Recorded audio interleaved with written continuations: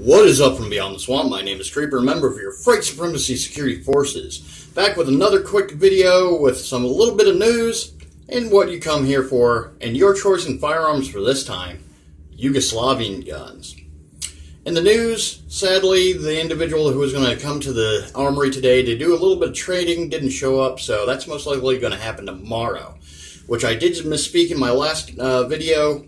I am going to the gun show tomorrow. So, let's get into what you come here for. Guns. Yugoslavian firearms this time. We're going to start this off with an old service rifle for them. This is Yugo M2447 Mauser. After World War II, Germans left all the production means to create these. And well, the Yugoslavians, they needed guns for their military, police, checkpoint guards, prison guards, everything across the board.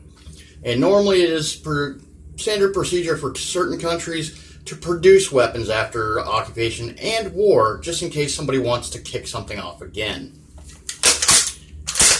Super strong, robust action. This one does not have a bolt hold open, as they just didn't want it. And on the fun side of things, they will accept standard Yugoslavian, or not Yugoslavian, excuse me, Mauser bayonets. So it's easy to get one for it. Let's move on to the next production rifle. AKM, made by Zastava. Particular model is called an NPAP, but standard AK, except until you get to the furniture. Yugoslavians want to do something a little bit different.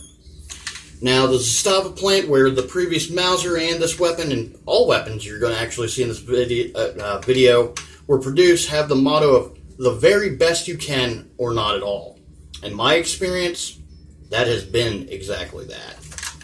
Standard 30-round magazines.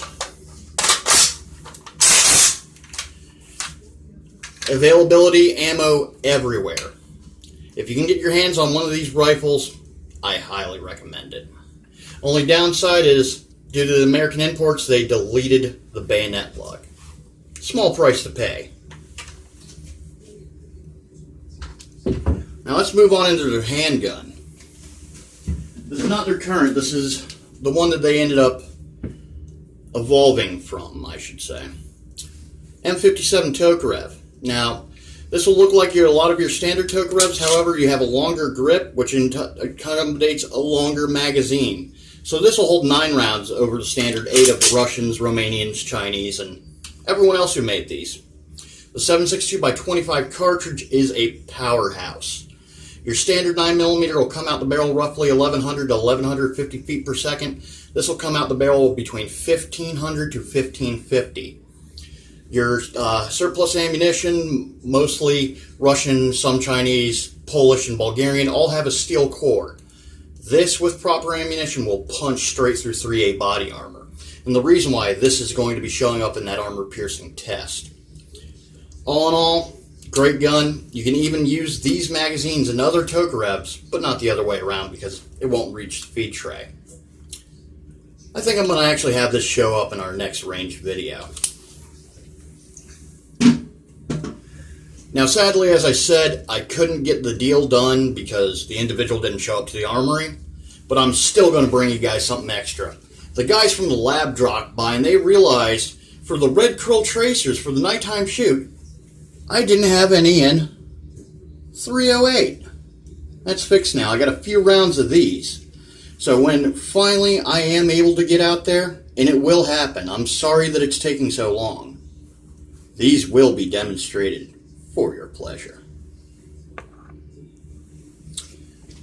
And now on to the voting section of the program. Yeah, that was even cheesy for me, but let's go on. Yet again, Ghastly Dual Wield, or whoever is doing it, if you'd be ever so kind up in the corner here, to put in our choices. We're going to give Turkish guns one more try. Should it fail, it's going to go into what I call my losers bracket, which we'll fight it out at the end. And well, I have a feeling it might win because our other choice for tonight is communist Chinese firearms. There might be a gun in there that you guys haven't seen yet. But until next time, you guys stay safe out there.